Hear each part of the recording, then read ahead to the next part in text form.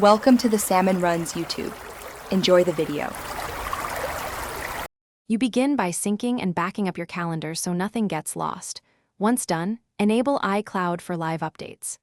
Next, pick a cohesive color palette, 3 to 5 colors with one accent, to guide all visual choices because consistency reduces visual noise.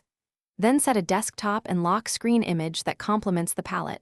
Make sure contrast remains readable. These first steps let you change appearance safely and deliberately, and they speed up the rest of the aesthetic process. Now you customize views and assign colors deliberately. Open calendar settings and set your default calendar, choose the week start day, and opt for compact alerts so notifications stay minimal. Assign one color per category, muted tones for background calendars, a brighter accent for priorities, because consistent color coding speeds recognition. Once assigned, enable compact view, hide declined events, and tweak font size to balance density versus readability.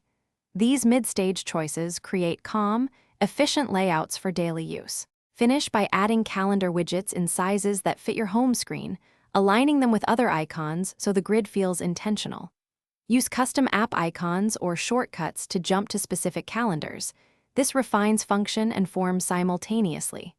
Once arranged, run a sync test and review contrast across widgets and wallpapers.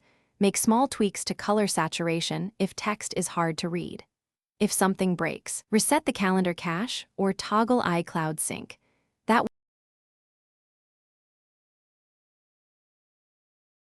Thanks for watching.